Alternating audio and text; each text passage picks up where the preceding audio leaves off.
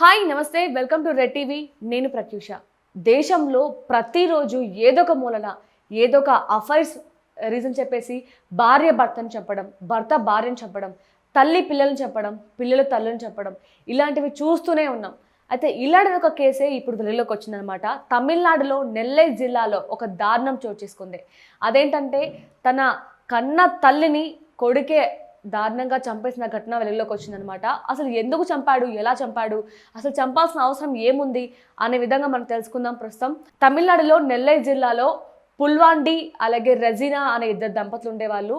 అయితే వీళ్ళిద్దరికి ఇద్దరు పిల్లలు కూడా ఉన్నారు. కొంబయ్య అలాగే వినోద్. కొంబైకి 22 సంవత్సరాలు, వినోద్కి 13 సంవత్సరాలు. వినోద్ 8th క్లాస్ చదువుతున్నాడు.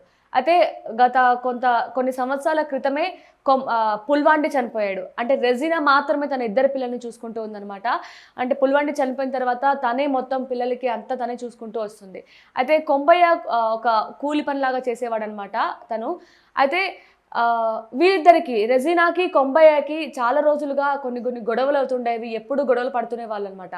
సో శుక్రవారం రోజున రాత్రి కొంబయ్య తన తల్లిని ఇనుపురాడ్డతో కొట్టేసి చంపేశాడు. అసలు ఎందుకు చంపాడని పోలీసులు తెలుసుకునే ప్రయత్నం చేసినప్పుడు అయితే శుక్రవారం రాత్రి వాళ్ళ ఊర్లో టెంపుల్ దగ్గర ఉత్సవాలు జరిగాయి.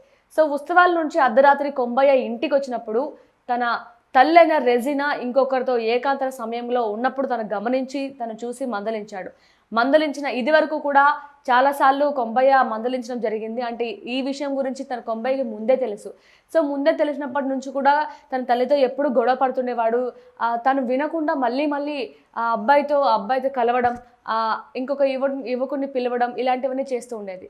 సో ఫైనల్గా తనకి చాలా కోపంతో ఆ కోపాన్ని కంట్రోల్ చేసుకోలేక అక్కడే ఉన్న ఇనుపరాడ్డుతో కొట్టేసి కొంబయ్య తన తల్లిని చంపేశాడు.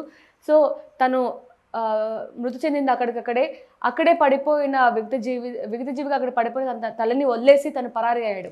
సో స్థానికులు గమనించి పోలీసులకు సమాచారమేగా పోలీసులు తెలుసుకునే వివరాలన్నీ ఇవన్నీ అనమాట.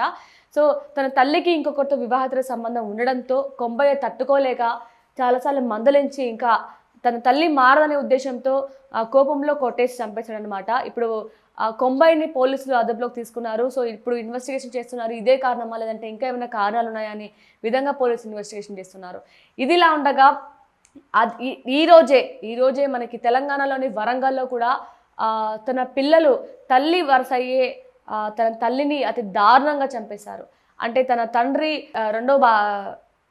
పెళ్లి చేసుకున్నాడు, రెండో పెళ్ళంకి తన ఆస్తిని మొత్తం కూడా తన పేరు మీద రాశాడు అనే భావనతో తను గర్భంగా ఉన్న తన సవతి తల్లిని అతి దారుణంగా చంపేశారు. అసలు ఇప్పుడు చూసుకున్నట్లయితే మనకి అసలు ఎలాంటి సంబంధాలు లేకుండా, వాయి వరుసలు లేకుండా అతి కిరాతకంగా చంపేంత ధైర్యం వస్తుందన్నమాట మనుషుల్లో. సో ఇంకా వీటికి ఇలాంటి హత్యలు, ఇలాంటి దారుణాలకి పులుస్తా పడుతుంది అనుకునే ప్రతిసారి ఇది జరగని పని అనే విధంగా సమాజం ఉందన్నమాట. ఎక్కడ చూసినా ఏదో ఒక మూలన ప్రతిరోజు ఇలాంటిది ఒక క్రైమ్ న్యూస్ వింటూనే ఉన్నాం. అసలు చంపేంత ధైర్యం ఎలా వస్తుందో మనుషులకి. ఏదైనా ప్రాబ్లం ఉంటే దానికి సొల్యూషన్ కూడా ఉంటుంది. అంటే పోలీసులకు అప్పచెప్పడము, వాళ్ళు ఏదైనా తప్పు చేస్తే చట్టం ఉంది, చట్టం చూసుకోవడానికి. కానీ చట్టాన్ని కూడా చేతిలోకి తీసుకునే అంత ధైర్యం సమాజంలో వచ్చేసింది అనమాట. సో ఇప్పటికైనా ఇవన్నీ కూడా ఆగిపోవాలని కోరుకుంటున్నాం. సో ఈ కేసు గురించి మీకేం అర్థమైంది? అంటే కొంబయ్య తన తల్లిని చంపడం కరెక్టా కాదా, లేదంటే ఇంకైనా సొల్యూషన్ చేస్తుంటే బాగుండేదా? ఇప్పుడు కొంబైకి ఎలాంటి శిక్ష పడితే మంచిదంటారు? మళ్ళీ ఇలాంటి కేసులు మళ్ళీ రాకూడదు అంటే ఎలాంటి సజెషన్స్ ఇస్తారు? కామెంట్ రూపంలో తెలపండి.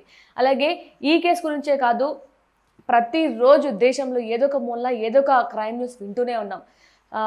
తన కన్న తండ్రి అయినా సరే కూతురుతో తప్పుడుగా బిహేవ్ చేయడం, మిస్బిహేవ్ చేయడం, అత్యాచారాలకి పాల్పడడం, అన్న అయినా సరే చెల్లెల్ని అలా బిహేవ్ చేయడం, ఇలాంటివన్నీ చూస్తూనే ఉన్నాం.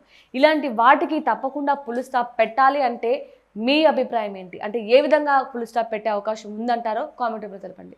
Thank you so much for watching.